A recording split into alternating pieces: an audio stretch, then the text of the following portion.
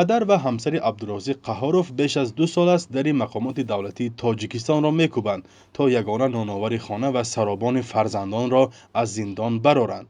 عبدالرازق قهاروف را سال 2021 دادگاه قرقیزستان برای عکس گرفتن با سرحدبانان مسلح تاجیکستان به 22 سال زندان محکوم کرد. پس از 1 سالش او به تاجیکستان سپرده شد ولی همانا در محبس ماند.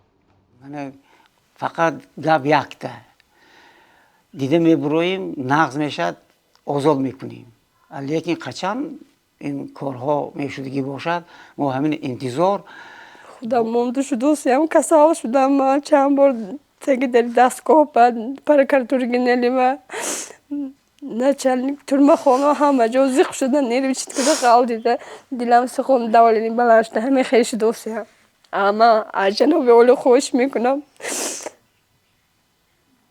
که همین شوهر من به وقت مثلا شده حال کنم دیده برون آزادی برورم من جدایم مونده شدم یک گل قصدار شده پشت شوهرم شده چیزی چورامو فروختم. من دخترم شوهر به دادم فاتحه شده که سنتیابر به توی گفتوسیان نمیدونم من اکل داداش میبیام نمیدونم چیزی میشد.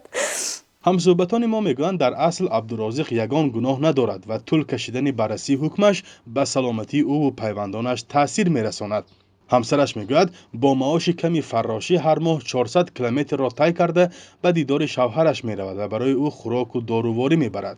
عبدالرازق قهاروف همراه اسکر یونوسوف یک زندانی دیگر استرداد شده از قرقیزستان در زندان یاوانند. من یک کسل شوند دورو پارو بوده میتیم سلامتشون نقص نمیدن دونشون پاگیزه ریختگی پوچکم در میکنن میونم در کدوس سرم در میکنن میگم شکوی چی کم نیزم من میخوای کده خودشون عذاب من عذابنده من ندانم کن چیزی میشد همین نبودنی فرزند خودش یک وای چیزی میگن علام دویمش اینکه من از زندگی موندیم این همراهی من زندگانی میکرد زندگی به نگاه میکرد من به نگاه میکرد فرزندش به من با راننده مرشودکی 66 بود خدمت خلق میکرد.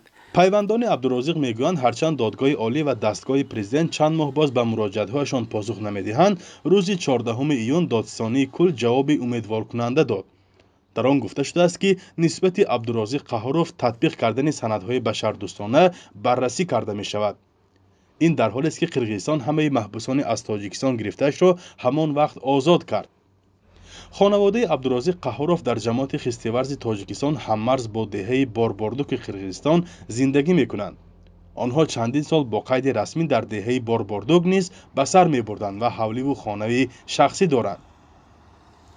تاجیکستان و قرقیزستان در پی جنجال‌های مرزی ده‌ها شهروند یکدیگر را به گمان غیرقانونی گذشتن از سرحد یا عیبنامه‌های دیگر بازداشت کرده دیرتر قسمی را تبادل نمودند.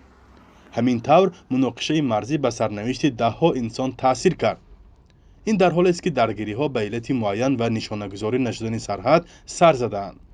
حکومت‌های دو طرف مسئول تعیین و کشیدن خط مرزند. فرزان محمدی، رادیو آزادی، ناحیه باباجان غفورов.